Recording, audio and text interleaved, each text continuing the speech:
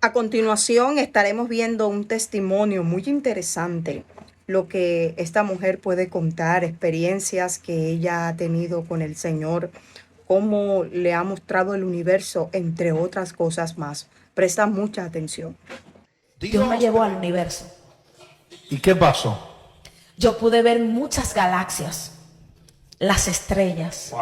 Y yo veía diferentes personas de diferente cultura. Dios. Yo veía personas de España. Yo veía personas del Salvador. Yo veía personas de diferentes tipos de cultura. ¿Sabes algo? Yo veía españoles bailar flamenco. Es controversial, pero yo lo voy a decir. Háblalo. Porque a la iglesia hay que sacarla del tabú. Sí. Yo veía personas tocando acordeón, haciendo diferentes tipos de cosas. Y el Espíritu me dijo, yo soy más grande de lo que ustedes creen. Y en cada lugar se me adora de diferente manera.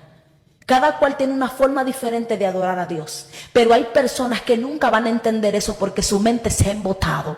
Porque han creído que el Espíritu Santo tiene un solo sistema para manifestar su poder. Y Él es multiforme y Él lo hace como quiere. Él es más grande que todos nosotros. Más grande más grande que todo. Así es Él. Grande e inmenso, y no todos lo van a entender. La Biblia dice que sus caminos no son como nuestros caminos y sus pensamientos no son como nuestros pensamientos porque son más altos. Dios. Una experiencia que tuve vigilando fue la siguiente. Ese día vigilé constantemente, oré constantemente y recuerdo que eran casi las 4 de la mañana. Empecé a la 1 y terminé a las 4 y me tiré en el piso de la iglesia y cerré mis ojos. Cuando cierro mis ojos, así porque yo miré la hora, eso pasó en 15 minutos, porque en el mundo espiritual no hay tiempo ni espacio. Ahí no existe el tiempo. Recuerdo que mientras yo estaba ahí, la iglesia entera se oscureció y yo podía escuchar una bestia que rasgaba las ventanas de la iglesia. Por como rasgaba las ventanas de la iglesia, yo podía percibir que era enorme. Y mientras las rasgaba, yo me atemoricé porque todo estaba oscuro. Y yo solamente podía decir Jesús, Jesús, Jesús. Y pasó algo terrible, varón. Cuando yo empecé a decir el nombre de Jesús, yo escuchaba como cuando a un perro le dan una patada y empieza a llorar. Como los perros lloran, guay, guay, guay, así lloraba esa bestia. Es decir, que el nombre de Jesús tiene un poder inmenso en el mundo espiritual. Y cuando yo me levanté, en la misma visión, todo estaba oscuro y estaba desordenado. ¿Sabe por qué? Porque el mundo espiritual en cuestión a las tinieblas es tenebroso, es oscuro, infunde temor, infunde miedo. Y no todos van a poder gravitar en ese lugar. No todos estarán preparados, pero bienaventurado aquellos que lo están. Pero ¿cómo han recibido la preparación? Mediante una búsqueda constante con el Señor. Cuando yo abrí los ojos literalmente, mi corazón se quería salir de mi boca. Yo podía sentir esa influencia en el mundo físico de lo que yo estaba viendo en el mundo espiritual. Es decir, que la guerra espiritual es real. Y hay personas que aún no siendo cristianas han tenido guerra espiritual. Wow. Hay personas que aún no siendo cristianas han sido atacadas por el diablo y muchos no lo entienden. Lo que pasa es que hay un plan divino contigo. Lo que pasa es que tú tienes un llamado especial y por eso las tinieblas te atacan, porque tú eres parte de esa simiente de la mujer. Dios. Otra experiencia que he tenido evangelizando. He tenido muchas experiencias hermosas evangelizando.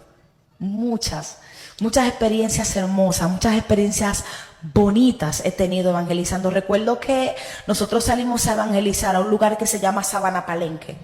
Y cuando nosotros fuimos allá, nosotros teníamos una especie de discipulado donde enseñábamos la palabra. Y nosotros estábamos cantando. Y recuerdo que cuando terminamos de cantar, yo empecé a predicar. Y cuando yo empecé a predicar, había una muchacha que no era cristiana. Amado, sin nadie tocarla, ella empezó a temblar en la silla.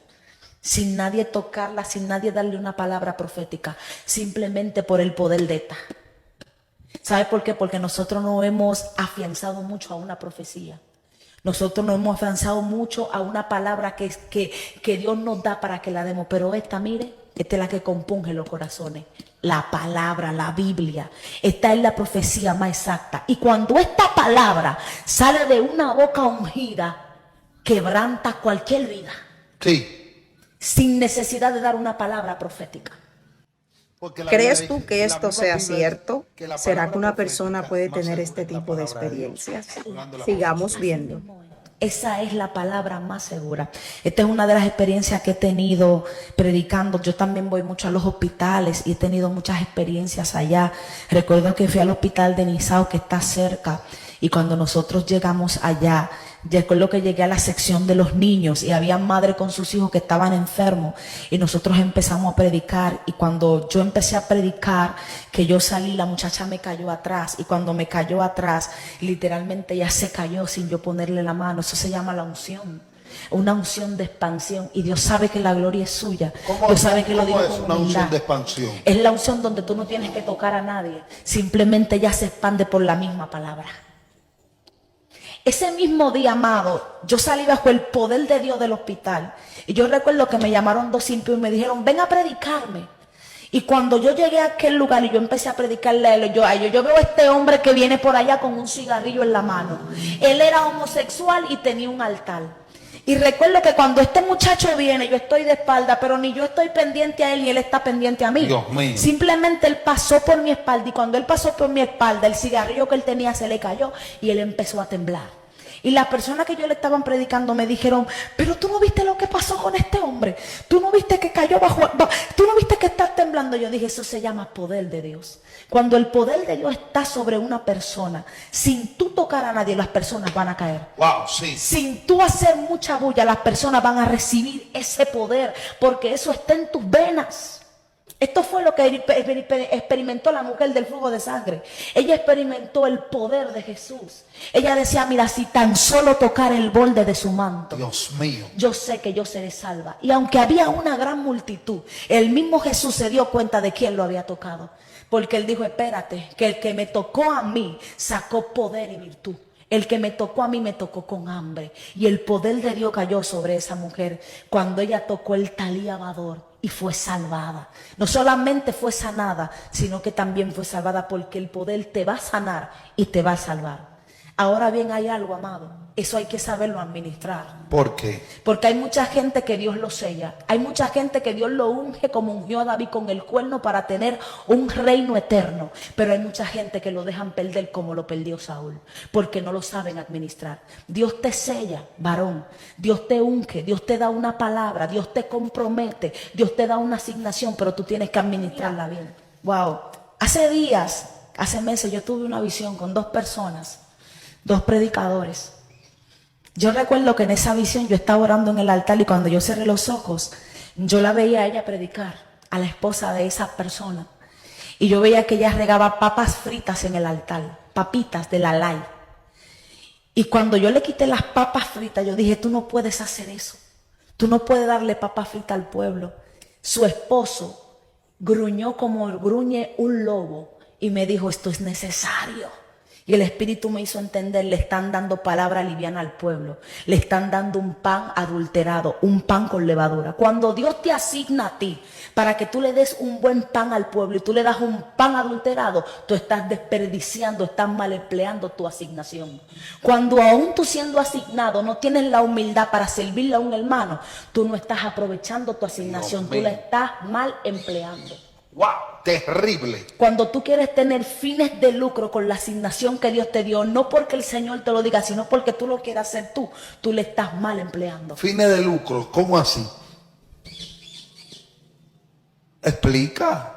Que hay gente aquí no siguen todo tipo de personas. Hay gente que son muy elevadas en conocimiento, pero hay gente que no conoce ese término. Personas que porque son profetas y hombres de Dios quieren sembrar una palabra y que la persona le paguen por la palabra. Y el don está, y son de Dios la palabra, pero están vendiendo el don. Y eso no es de Dios. Cuando Dios llama a un hombre, Él mismo lo sustenta. Cuando Dios llama a un hombre, Él mismo lo planta y Él mismo le abre las puertas de bendición. Nadie puede cobrar por una palabra.